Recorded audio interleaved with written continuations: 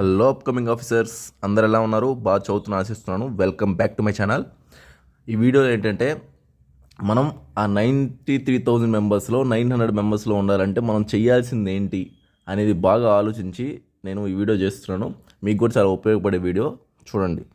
First ఏంటంటే అందరూ చదివే బుక్స్ కామనే, మ్యాక్సిమం ఈ సోర్సెస్ అవన్నీ కామనే ఉంటాయి. బట్ కొంతమంది కొంచెం ఎక్స్ట్రా ఎఫర్ట్స్ పెడతారంటే కరెంట్ అఫైర్స్ మీద పిఏబి మ్యాగజైన్స్ చదవడం, లేదంటే డైలీ న్యూస్ పేపర్స్ చదవడం, అట్లా కొంచెం డిఫర్ అవుతాయి కరెంట్ అఫైర్స్ సోర్సెస్ అనేవి. బట్ ఏంటంటే విన్నర్స్ ఎలా అవుతారు అనేది ఒక చిన్న లాజిక్ చూసుకున్నట్లయితే అందరు చేసేవే చేయరండి విన్నర్స్. వాళ్ళు థింగ్స్ని డిఫరెంట్గా చేస్తారు. అంటే దే డూ థింగ్స్ డిఫరెంట్లీ. ఎందుకు థింగ్స్ డిఫరెంట్లీ మీకు చిన్న ఎగ్జాంపుల్ ఎలా చెప్పాలంటే, ఇప్పుడు ఎన్విరాన్మెంట్లో రామ్సార్ సైట్స్ ఉంది ఎగ్జాంపుల్. మొత్తం 85 రామ్సార్ సైట్లు ఉన్నాయి.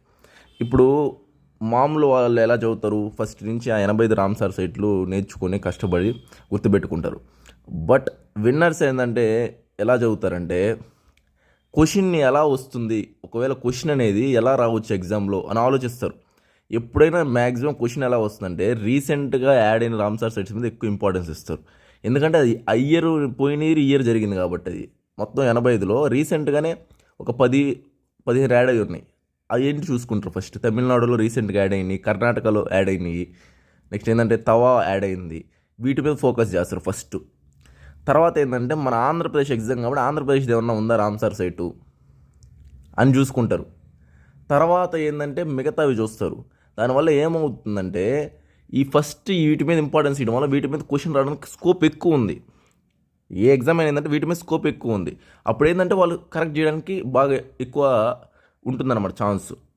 అలా చదివితే కూడా కరెక్ట్ చేస్తారంటే చేస్తారు, బట్ రాంగ్ అవ్వడానికి కూడా ఆప్షన్ ఎక్కువ ఉంది. ఎందుకంటే ఫోకస్ అనేది అన్నిటి మీద పెడతారు, ఒక దాని మీద పర్టికులర్గా పెట్టరు. కానీ దీని ఇట్లా చదవడం వల్ల ఏమవుతుందంటే బాగా క్లియర్గా పెడతారు. అట్లా ఏంటంటే ఏ థింగ్స్ అయినా డిఫరెంట్గా చేయాలి, క్వశ్చన్ ఎలా వస్తుందో అర్థం చేసుకోవాలి. అది మీకు అర్థమైనప్పుడు ఏంటంటే మనం బాగా మార్క్స్ చేయడానికి ఎక్కువ పర్సంటేజ్ ఛాన్స్ ఉంటుందన్నమాట. అర్థమైందా? మీకు ఎగ్జాంపుల్తో అర్థమైంది అనుకుంటాను డిఫరెంట్గా ఎలా చేయాలి ఏంటని చెప్పేసి. నేను అలాగేంటంటే కొన్ని టిప్స్ అనేవి షేర్ చేస్తాను నేను. అవి మీకు కొంచెం ఐడియా వచ్చిందంటే మీరు బాగా చేస్తారు. ఇంకో ఎగ్జాంపుల్ కూడా చెప్పాలంటే నేమ్స్ కన్ఫ్యూజ్ అవుతాయి. ఇప్పుడు అనయముడి, అనయమలై అని 2 ఉన్నాయి. అనయముడి వచ్చి కేరళ, అన్నామలై వచ్చి తమిళనాడు. ఇట్లా స్టేట్లు కన్ఫ్యూజ్ చేస్తారు వాళ్ళు. ఓకేనా ఫ్రెండ్స్? Thank you.